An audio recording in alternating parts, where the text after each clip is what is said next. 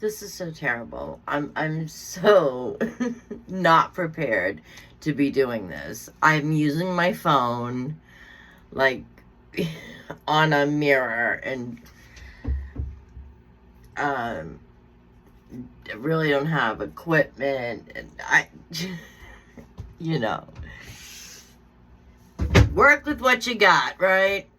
And for now that's what I'm doing. And a lot of the stuff that I'm going over right now is not necessarily the stuff that I have or care about showing as proof of what I'm saying. It's older stuff, the beginning. And although I might have some things, like I might have some of Mia Bryan's letters somewhere. I don't know where they are, but they're probably here somewhere. I don't really think I need to show that, you know, to prove that we wrote together. We wrote to each other. You can believe that. He would admit that. You know, shit like that. Some of the old phones that we had and stuff, which would have pictures, I tried to find, and unfortunately, it's so old. So, you know, it's more the newer stuff is what I'm worried about as my proof. So I'm just gonna keep going for now, just telling the story, recording it on my phone, and not doing a bit of editing. Gotta start somewhere. So, where were we at? We were at Brian and I reconnecting after many years of being apart, and what had happened to me, which I didn't go into detail about. Maybe at some point I will tell that story, because when I say I was like one of the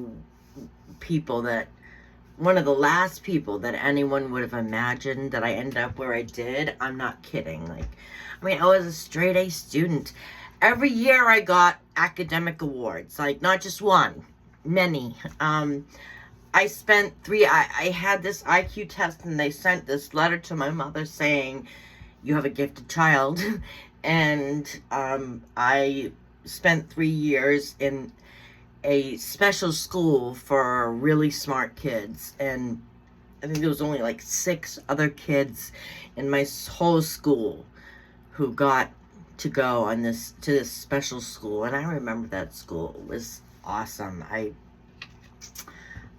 loved the teachers. It was great. I think, I don't know, maybe I don't know how many days per week they would bus us to the different school and take us out of regular school. It was no surprise. I mean, all my teachers, I was the pet a lot.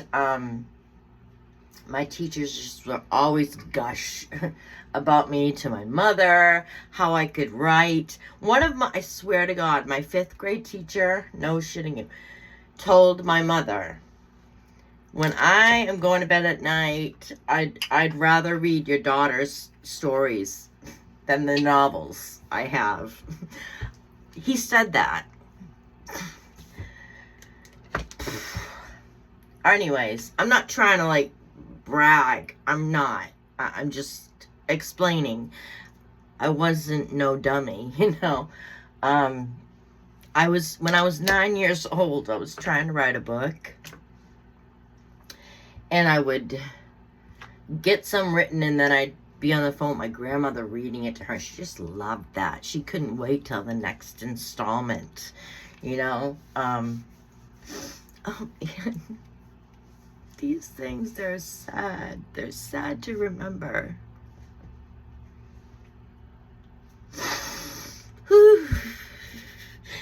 Anyway, what was my point? I can't even remember. I was a smart kid. And,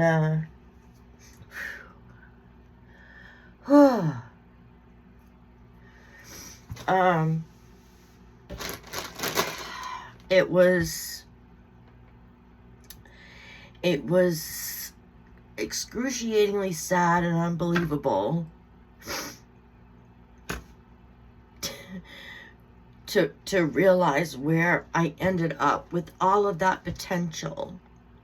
With all of that potential. And this is why I say, if it hadn't been for those medications that were given to me by my doctor, who I trusted, why did they give them to me? I'll tell you why.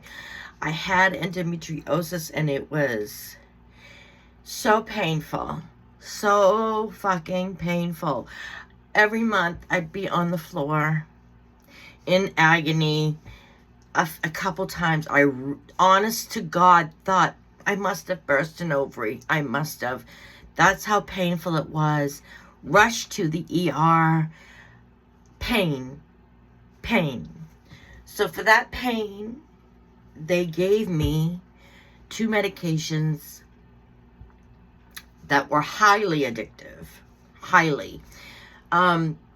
What's interesting is it wasn't the first time I had been prescribed those. But the first time, I was single mother. It just was a whole different situation.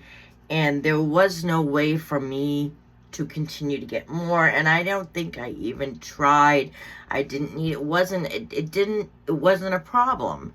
But years later, as it's a much more serious problem, and I needed them for a longer period of time, and then to couple with that, my situation in the relationship I was in, which I was miserable. I just was miserable. I had no business being in that relationship. And it was a welcome thing to just take a pill and not have to think about anything. Not have to think about how miserable I was because of the choices I had made to be with this person. I'm not saying that person was a bad person. They just were bad for me. They weren't the person for me. So that, it was a recipe for disaster, basically. And there's a lot of stuff that I could tell you about it, but I think that's all you really need to know at this point, is that it happened. There's reasons why it happened, in my opinion, and it did not take long to take everything I fucking had, my self-confidence, my every material thing, just everything. I'm not, okay, at one point, here's a little side story for you. It's not really a side story, but I'm just going to tell it now. I was homeless, carless. I had nothing. Nothing. And I had nowhere to go. I just recently lost this shitty place that I had been able to stay at. And I was walking the streets of my hometown crying because I didn't know what I was going to do. Didn't know what I was going to do. On the main street, I'm walking, crying, and a man is coming up to me. He's walking towards me. And this is all I remember about it. He asked me what was wrong. I told him what was wrong. And he said, "You can come with me. Come with me." And I went. That happened. I thank that person because he saved me. I mean, there was a reason for why he did that. I'll put it to you this way. If it was someone else, he might not have done that. I think. But whatever. He did that for me. Just to give you an idea, of where addiction can lead a person who has it all, who can do it all. It does not discriminate, people. It doesn't. And that's why I'm so angry that the people who created that pill and fill their pockets by, selling that pill. And it very quickly can lead to people's lives being ruined, children and parents separated, whole families separated, just huge loss, whether it's, the person's life and everything they had, or their actual life, which happens all the time. You know that. I mean, every day, how many people addicted to opiates die every day? And how many of them got there because of a prescription that was supposed to not hurt them, but help them, and winds up taking their life? I don't like to admit what happened to me publicly, because people say things like all addicts should die, then we're rid of the problem, and things like that. And people can't help it. They look at you differently. Oh, that person might steal from me, or just they do. And I can gladly, happily say that I'm not using opiates at this time. I have managed to get myself out of that hole that I was in at one point. I had more children, and obviously, to raise children, right, you have to be healthy, especially in that way. So I don't even like to admit that it was me in the past. I never stole from anyone that I remember. Never did. And it doesn't matter. People just do that. They look at you different now. Now that they know that about you, they don't see you the same that they did before. So I'm making a big, leap of faith here about doing this. And you know what? Then I come to the realization that what other people think about me doesn't matter to me.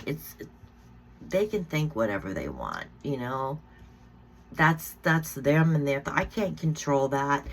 And I shouldn't. Anyways, I shouldn't even want to.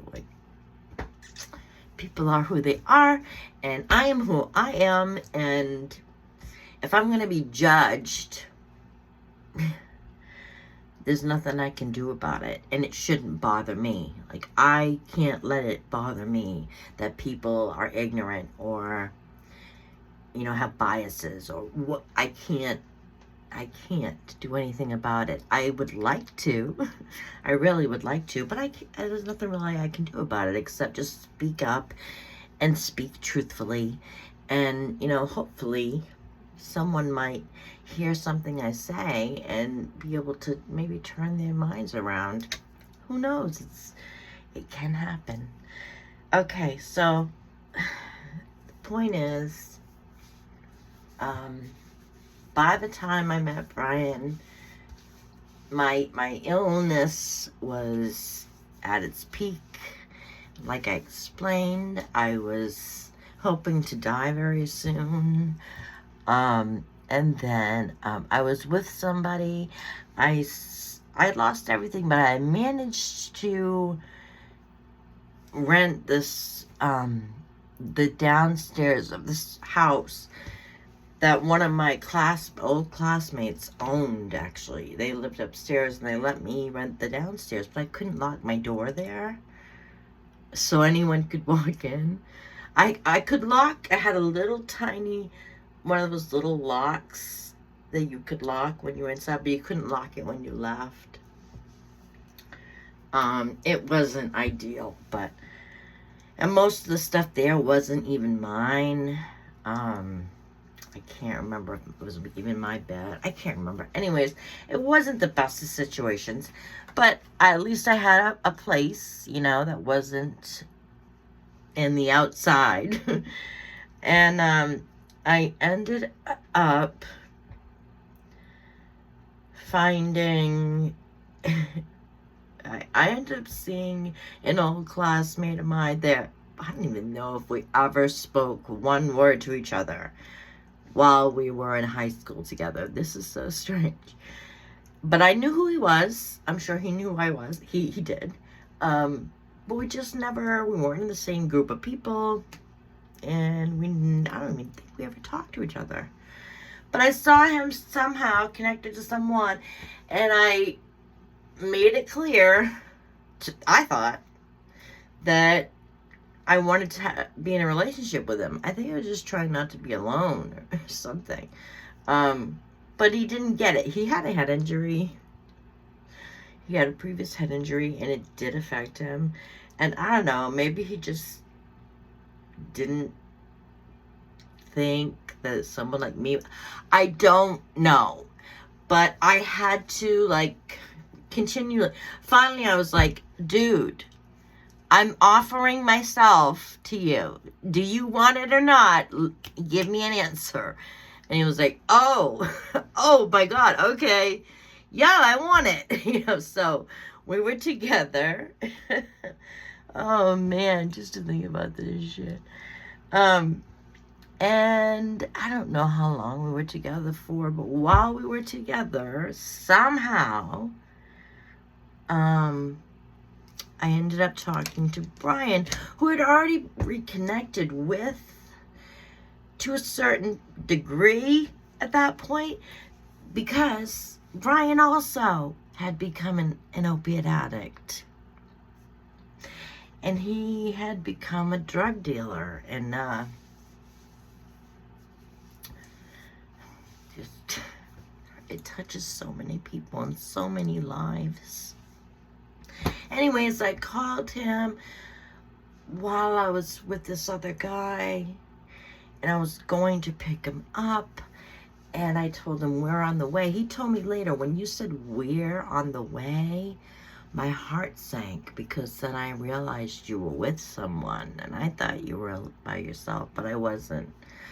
I was with someone, and he was my friend, so I wanted to hang out with my friend, and my boyfriend was also there, and we did hang out, and he just made me smile. I was smiling the whole time. Couldn't help myself. I would jump and touch his back, and just, I mean, it probably wasn't nice to the guy I was with.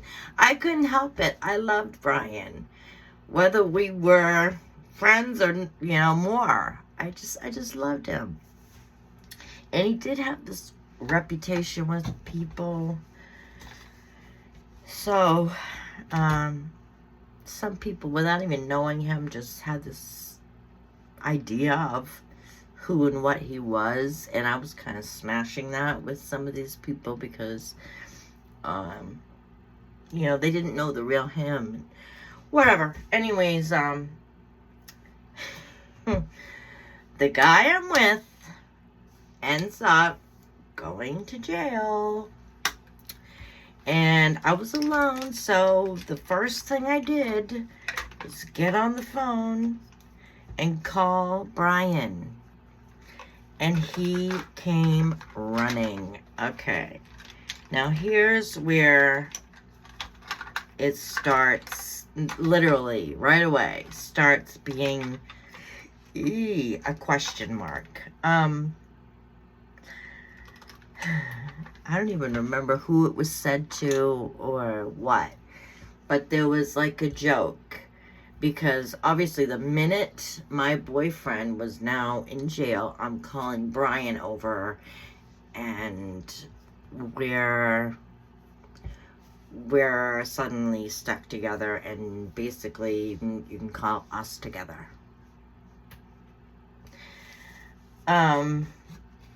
Which I can take it. Yeah, that probably wasn't really nice of me. But you gotta understand where I was at that point. Nothing mattered to me. nothing except for drugs and wanting to die. Like, that's, I wasn't gonna walk the right footsteps with that frame of mind. It just wasn't gonna happen. And I do feel bad for hurting people when I was in those states, which I did. I hurt people, you know, not maliciously, not on purpose. Just, it was bound to happen. But anyways, the thing that was questionable was, to me, was Brian. He said, now it's my turn with me. Like, everybody was gonna get a turn, but right now it was his turn. And it was a joke. Okay? And maybe it did seem like that, and it was an appropriate joke. But even so, you know, it probably shouldn't have been said, at least in my earshot, if he wanted me to feel respected. And let's remember, he's also a drug addict. When drugs get involved in things,